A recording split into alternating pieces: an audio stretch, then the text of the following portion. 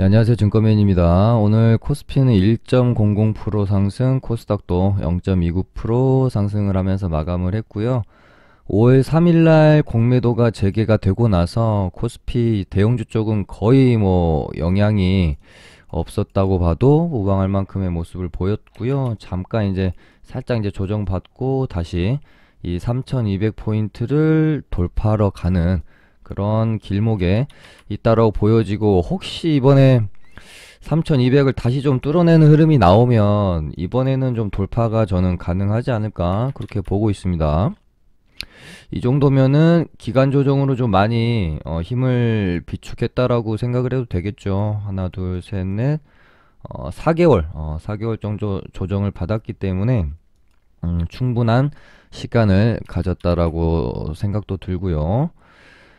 코스피는 어찌됐건 삼성전자를 봐야 되겠죠. 삼성전자도 이렇게 상승하고 나서 수렴의 과정에서 그러니까 이때 한번 61선 수렴의 개념으로 한번 이제 고개를 들면서 이때 가나 싶었는데 한 번 정도 더 조정을 받으면서 이제 121선 수렴의 구간으로 갑니다. 121선은 웬만하면 얘가 꺾일 애가 아니라면 121선은 좀 지지해주고 턴을 뭐 한다라고 봐야 되기 때문에, 특히 이제 대형주 같은 경우는 장기 추세가 무너지는 경우가 잘 없습니다. 121선까지 깨는 경우는 잘 없기 때문에 아마 요번 수렴 구간 아직은 이제 조금 애매하고요. 여기서 고개를 좀 들어주는 양봉 하나만 좀 출현을 해주면 이렇게 보시면 이평선도 거의 다 이제 정배열로 바뀌게 되죠.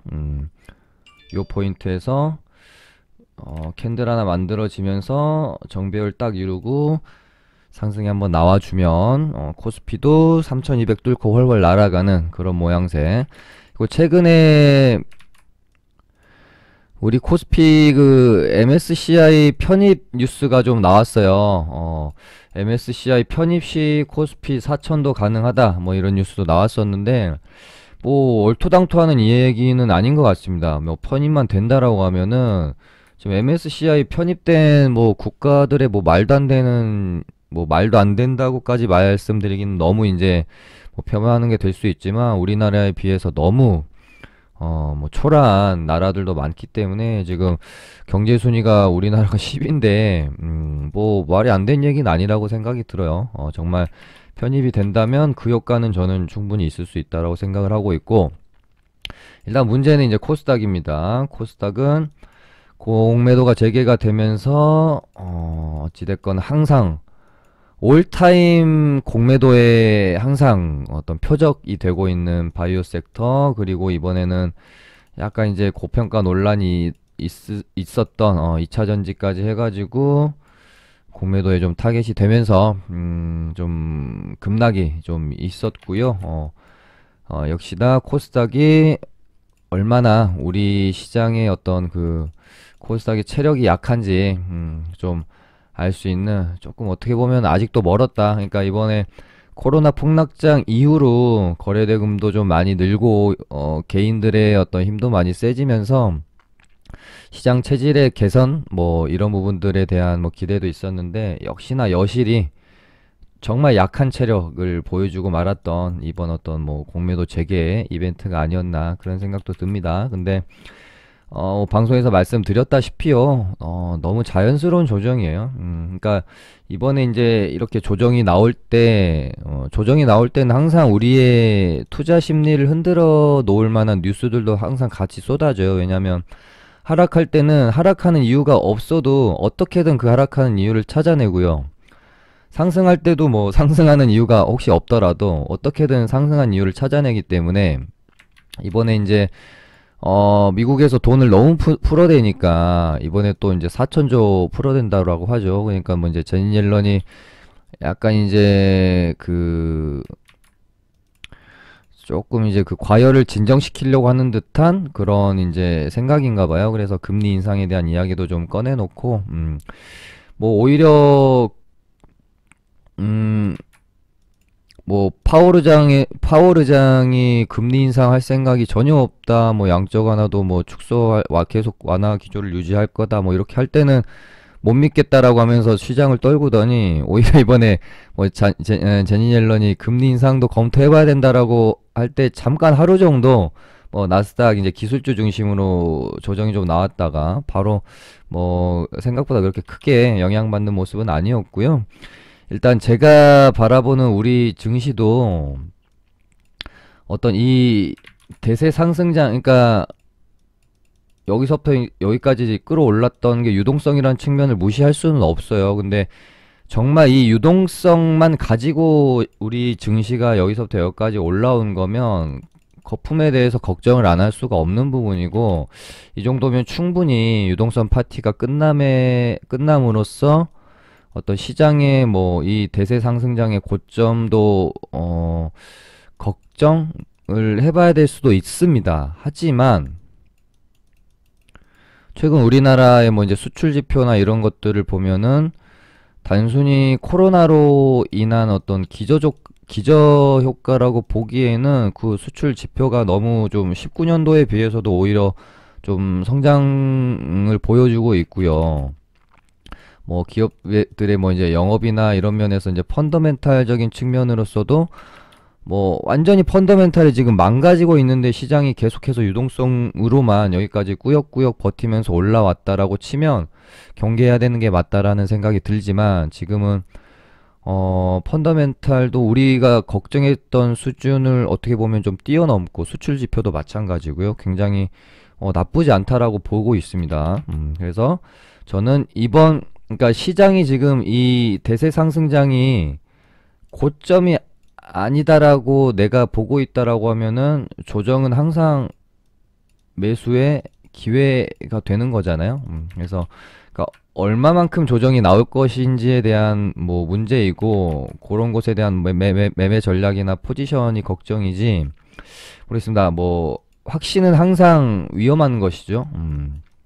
옛날에 그 마크 트웨인이 했던 말 중에 저도 항상 머릿속에 각인을 새기는 거고, 저도 매매를 하고 주식 투자를 함에 있어서 큰 손실을 봤던 적은 언제나 그 확신하는 어떤 부분에서 내가 확신했던 부분이 맞지 않았을 때, 부러졌을 때 항상 큰 손실을 안겨다 줬던 경험이 있기 때문에, 확신을 저도 이제 잘 하지는 않습니다만은 어찌됐건 뭐 아직까지는 시장의 추세는 꺾이지 않을 것 같다. 그러니까 우리가 말하는 뭐 고점, 대세 상승장의 고점을 딛고 이제 막 뭐 금리 인상하면서 폭락이 나온다거나 요렇게는 저는 아직까지는 좀 보고 있지 않다 보니까, 뭐 방송에서도 이때 어설프게 이런 구간에서 진입하지 마시라고 좀 말씀을 드렸잖아요. 일단 추세가 한번 이렇게 가던 추세가 꺾였기 때문에 이 추세를 다시 되돌리기에는 시간도 많이 필요할 뿐더러 상당히 강한 힘이 필요한데,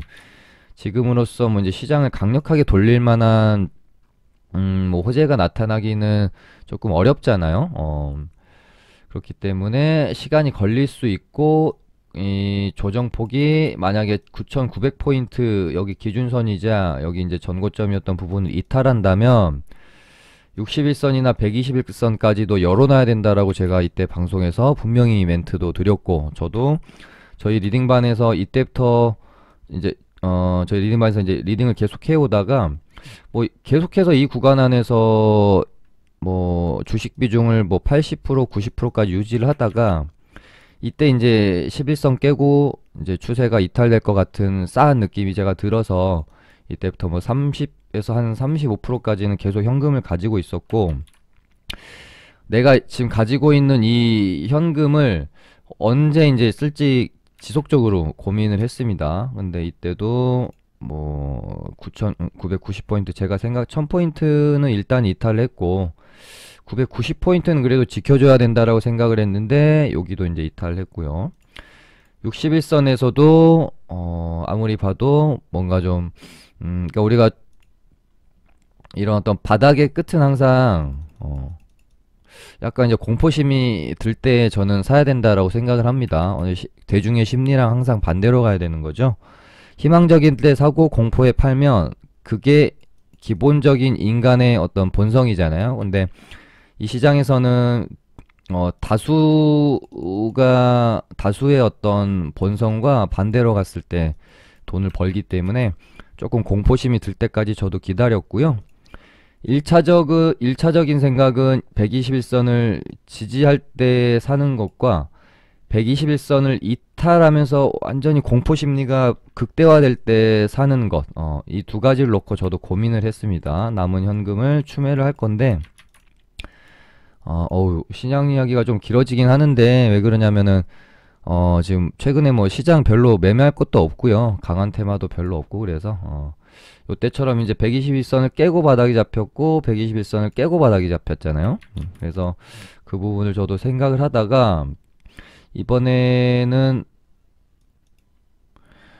121선 지지로 보고 일단 저는 물론 뭐 잠깐 반등 또 나왔다가 이렇게 또 깨질 수도 있어요. 근데 일단 요 구간 안에서 저는 뭐 남은 현금을 좀 이제 추매를 하는 것으로 결정을 했습니다. 그래서 혹시 이제 반등이 좀 시원하게 나와주면 뭐 여기서 또 한번 밀었다가 쌍바닥 찍고 갈 수도 있고요. 바로 뭐 반등이 나올 수도 있는데 그건 제가 알 수 있는 부분은 아니고, 혹시 반등이 나오게 된다라고 하면은 뭐 대부분의 이제 포트에 있는 종목들을 뭐 너무 그 욕심내서 무리하게 홀딩하지 않고 반등 시에 일단은 대부분 현금화를 좀 시켜놓고요. 그 다음에 흐름을 보면서 완전히 차라리 그냥 포트 교체를 하는 쪽. 그러니까 얘가 이번이 만약에 이제 조정이 마무리라고 하면은 또 여기서 이제 새로운 파동을 만들어낼 때 이때처럼 이때는 이제 바이오가 섹터를 지수를 주도했잖아요. 그래서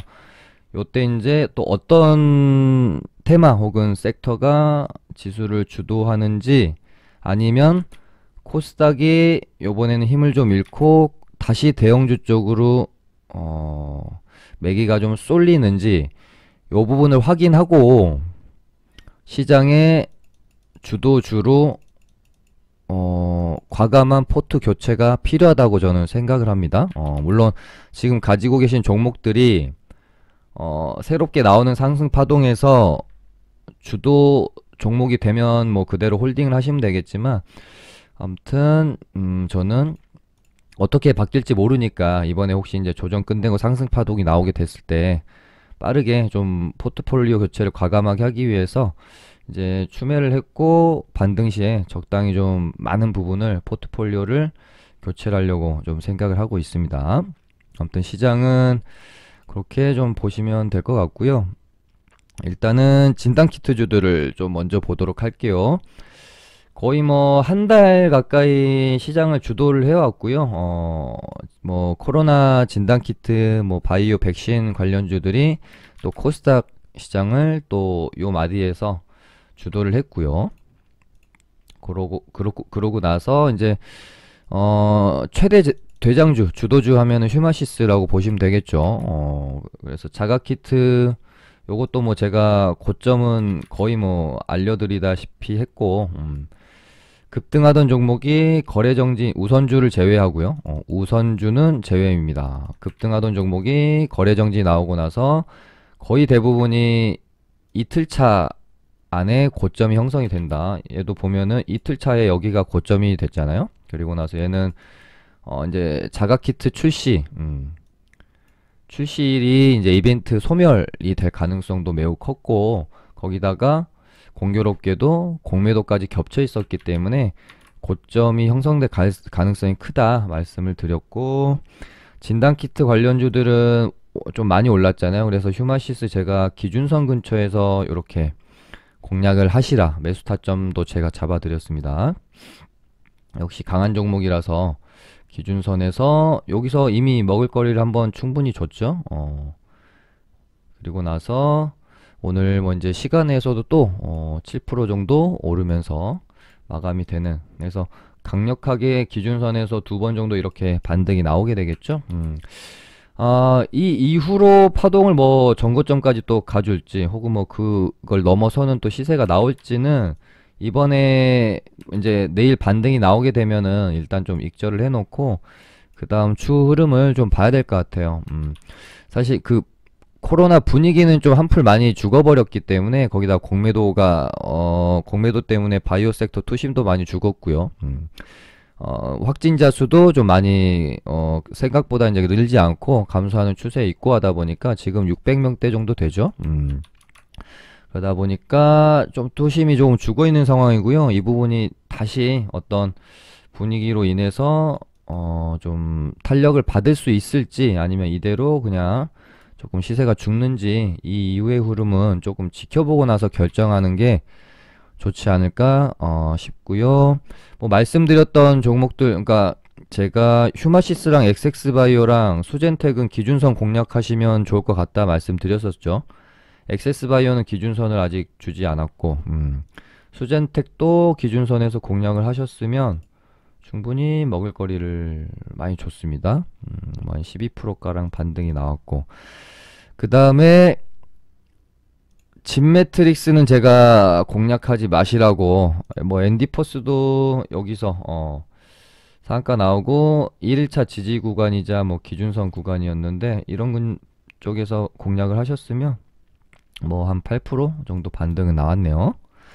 진매트릭스는 제가 공략하지 마시라고 말씀드렸죠. 얘가 여기서 시세낸 게 진단키트 때문에 시세낸 게 아니었고 이제 미국 상장하는 백시텍이라는 백신 개발하는 회사에 지분 투자한 거 있어가지고 그걸로 올랐다가 이날 이제 상장을 했기 때문에 재료 소멸이거든요. 그렇게 떨어지는 거라서 진매트릭스는 제가 공략하지 마시라고 좀 말씀 아무튼 드렸었고, 진단키트주들은 일단 휴마시스가 내일 캔들을 어떻게 만드는지가 좀 관심사가 좀 될 것 같습니다. 얘가 이렇게 좀 캔들을 좀 뽑아내는, 이렇게 뽑아내는지, 갭만 띄었다가 또 이렇게 이제 죽는지, 갭 띄고 이렇게 죽어버리면 이렇게 이제 21선 깨고 또 떨어져 버릴 수도 있기 때문에 일단 내일 좀 양봉 캔들을 만들어내는 모습을 확인하는 게 중요할 것 같습니다. 그 다음에 진단키트랑 뭐 철강 관련주들, 그러니까 뭐 철강이랑 뭐 그러니까 지금 이번 이제 시장 조정이 나오기 전에 가장 강했던 섹터가 조선 해운, 그리고 진단키트, 그리고 뭐 이제 철강주들 비롯해 가지고 지금 자산 가격 급등으로 인해서 최근에 뭐 구리 관련주들도 좋고요. 뭐 곡물 가격 상승으로 인해서 뭐 비료, 사료 관련주들도 좋고요. 그 다음에 어제 뭐 엊그제랑 오늘은 뭐 이제 유가 관련주, 그러니까 전부 그 원자재 상승 관련돼 가지고 좀 엮여 있는 부분들이죠, 테마들이죠. 그래서 이제 철강 관련주 같은 경우는 일단은 파동이 그러니까 철강 관련주들도 뭐 포스코나 현대제철이나 동국제강 같이 이런 식으로 이제 어떤 뭐 테마 느낌이 아니라 그냥 스윙 종목의 그런 섹터 종목의 느낌으로 추세를 타고 이렇게 이제 오르는 종목들은 이제 뭐 요 종목 이런 매매를 좋아하시는 분들, 뭐 이제 수급 매매나 수익 매매 좋아하시는 분들이 많이 이제 접근을 하실 거고요. 테마 이제 상한가 이제 매매 영역으로 들어가면은 지금 포스코 강판이랑 NI스틸 두 종목 정도가 어떤 뭐 조정시나 뭐 이때 1차 파동 안에서 어떤 트레이딩 영역으로 지금 계속해서 매매를 해주시면 되는 상당히 좋은 종목들이라고 보여지고요. 이번 주 월요일인가 뭐 이제 일요일 날 저는 이제 철강주들이 시장이랑 같이 조금 1차 파동이 마무리가 될 줄 알았습니다. 저 개인적으로는. 근데 시장이 급락을 했음에도 불구하고 전혀 뭐 영향을 받지 않는 상당히 정말 강한 모습을 보여주고 있습니다. 그래서 야, 이거 생각보다 너무 강하다. 내 생각이 일단은 뭐 틀렸구나 라고 생각하면서 저도 그러니까 시장이 아니야 우리 더 갈 거야 라고 하면은 뭐 내가 그렇게 생각을 하지 않았더라고 해도 빠르게 이제 유연하게 생각을 고쳐먹고 편승해야 되겠죠. 그래서 또 차트를 또 돌려보니까 NI스틸도 이제 뭐 1차 파동이고요. 뭐 포스코 강판도 더 좀 흐름 만들어 가려고 하는 모양새인 것 같고, 다른 종목들도 다 그냥 1차 파동 정도에 나온 상황이고, 반등 나왔다가 거의 이제 죽은 것처럼 보이는 애들도 다시 지금 일단 반등이 나오면서 차트를 만들려고 하고 있는 상황입니다. 아무래도 지금, 그러니까 지금 어떻게 보면 가장 강한 섹터, 진단키트는 이제 조금 이제 한풀 죽고 기술적 반등의 영역이라고 하면은 철강 섹터는 아직까지는 계속 상승 흐름을 이어가고 있는 테마라고 보시면 될 것 같고, 보통 이제 이런 경우는 철강주들이 이제 여기서 이제 조금 더 오른 상황에서 약간 이제 시장에서 좀 많이 올랐다, 고점 아닌가라는 인식이 어느 정도 이제 되어 있는 상황에서 요런 상황에서는 쉽게 떨어지진 않아요. 근데 어느 정도 고점이라고 인식이 되어 있는 상황에서 다른 어떤 뭐 시장에서 다른 강한 주도 테마 혹은 섹터로 수급이 쫙 몰리면 그때 이제 고점을 만드는 겁니다.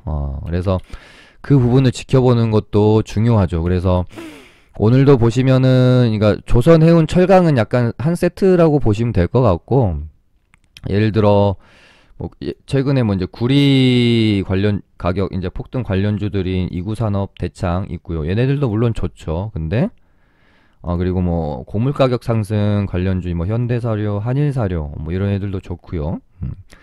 그다음에 뭐 유가 관련주 오늘 한국석유, 뭐 SNH 에너지화학 이런 애들 오르고 있고. 근데 그냥 뭐 조금 이제 매매를 시장에서 오래 매매를 하시다 보면은 이 재료가 시장 주도 테마를 할 수 있을지 없을지 어느 정도 이제 감이 오거든요. 근데 이런 애들은 이제 사실 약간 그 시장을 주도할 수 있는 테마로 보긴 좀 그렇고요. 약간 변두리. 그러니까 뭐 최근에 진단키트, 조선해운, 철강 이런 애들이 시장을 주도하는 굵직한 주도 대장 테마라고 보시면 되고, 뭐 유가 관련주, 그다음에 뭐 구리, 뭐 곡물 가격 이런 애들은 대장 테마는 아니고 그냥 이제 주변 변두리 테마 정도로 보시면 되잖아요. 그리고 그러다 보니까 이 철강주들이 조금 더 갈 가능성이 크겠다, 그렇게 보여지고,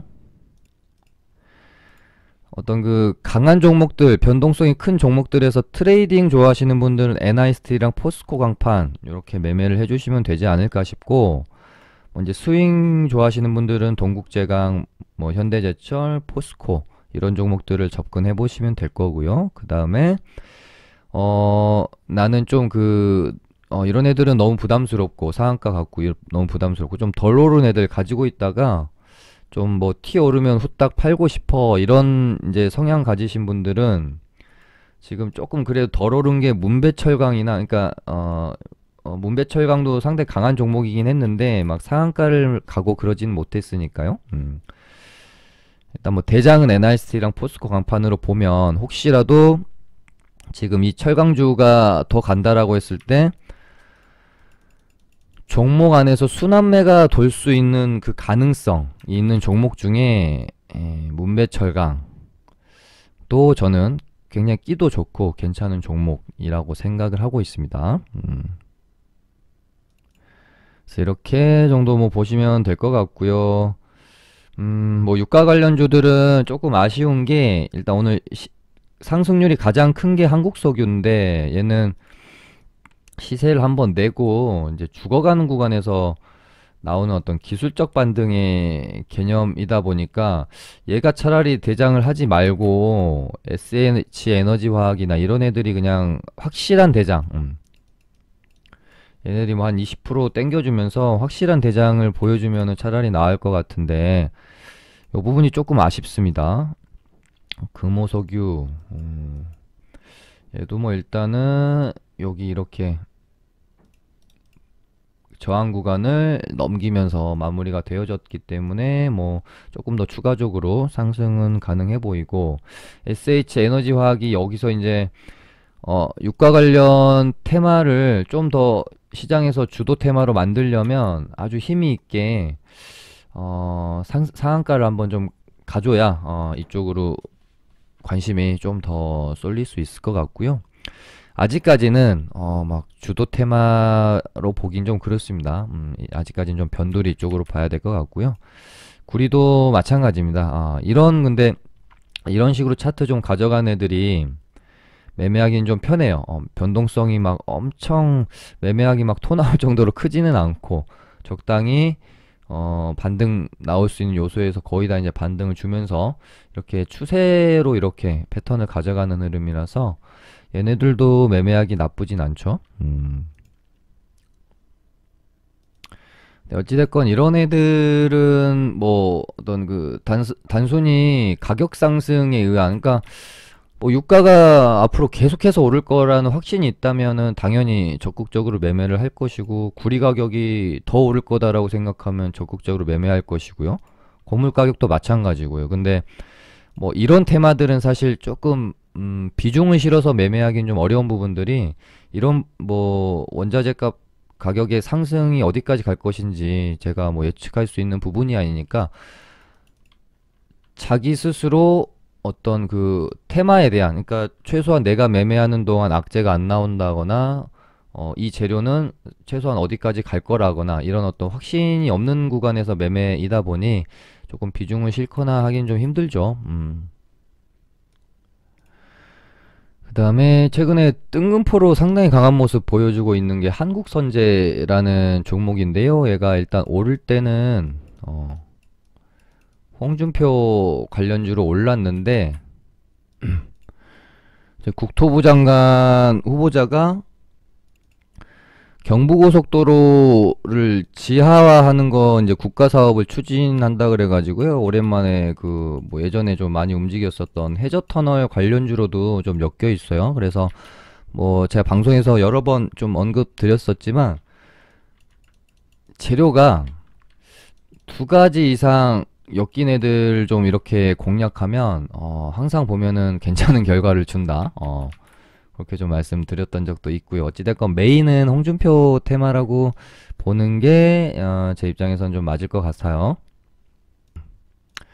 근데 이 테마가 왜 괜찮냐면은, 항상 저는 내가 앞으로 이 종목을 매매를 함에 있어서 악재 나올 건 없는지 항상 저한테는 이게 거의 1번으로 체크되는 부분입니다. 그래서 뉴스와 테마 재료를 중요시 여기는 거예요. 그러니까 내가 가지고 뭐 당일 바로 수익이 나면 좋겠지만 이틀이건 3일이건 홀딩해야 되는 상황이 생겼을 때 악재가 갑자기 발생을 할 수 있는 그런 재료인지 아닌지가 참 중요한데, 그런 의미에서 홍준표 복당 기대감으로 일단 재료가 형성이 되어졌고, 지금 6월 뭐 정확한 날짜는 지금 나오진 않고 있는데 6월 한 둘째 주쯤에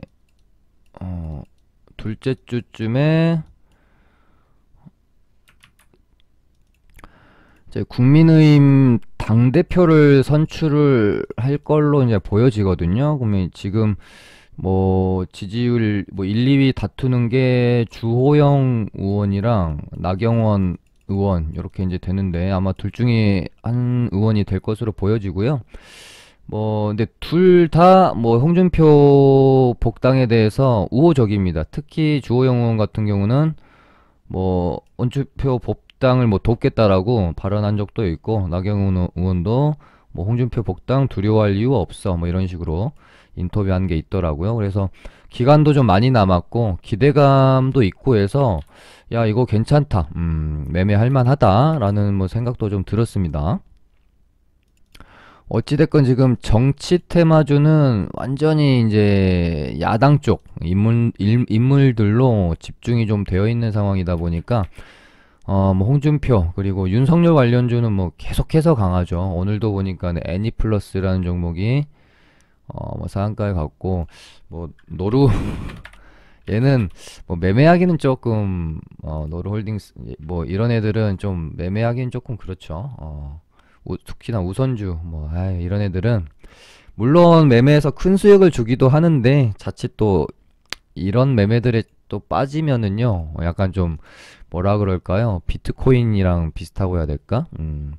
또 그냥 원래대로 또 이런 종목 한번 매매하고 말면 좋은데 자꾸 이런 종목도 쫓아다니게 되고요. 좀 그 멘탈이나 마인드적인 문제에서 좀 흔들릴 수 있기 때문에 이제 뭐 최근에 저 하나죠, 하나. 하나 뭐 투자증권 우선주나 이런 애들처럼 거래량이 이제 거래 대금이 어느 정도 실려주면서 가면 매매를 해볼 수가 있어요. 근데 뭐 노루홀딩스 이런 애들은 그냥 애초에 단일가로만 진행되는 애들이고 그렇잖아요. 그래서 이런 애들은 매매하기가 조금 그렇지 않나 싶습니다. 노르페인트 우선주도 마찬가지고요. 그래서 오늘 애니플러스가 상한가를 갔는데 뭐 최근에 윤석열 관련주들이 일단 형성이 되면 뭐 그렇게 막 양아치 같은 모습을 보여주는 종목들이 좀 거의 없이 대부분 괜찮은 패턴들을 보여줘요. 그래서 저도 윤석열 관련주 엮였다고 하면 약간 좀 최근에 그러니까 이 뜨거움이 언제까지 갈지 모르겠지만 약간 좀 믿고 매매해도 괜찮은 듯한 그런 생각, 그런 종목들이 꽤 괜찮다. 그렇게 좀 보고 있고요. 어찌됐건 이제 윤석열 이제 전 총장도 어떤 뭐 정치 행보를 너무 뜸들이는 거 아닌가 싶기도 한데 아마 곧 뭐 5월이 될지 뭐 6월이 될지 모르겠지만 곧 어떤 뭐 액션이 나오게 되면 그때는 윤석열 관련주들 뭐 단체로 진짜 한번 불을 아마 뿜지 않을까 그렇게 보고 있습니다. 그럼 오늘은 이렇게 해서 마쳐보도록 할게요. 감사합니다.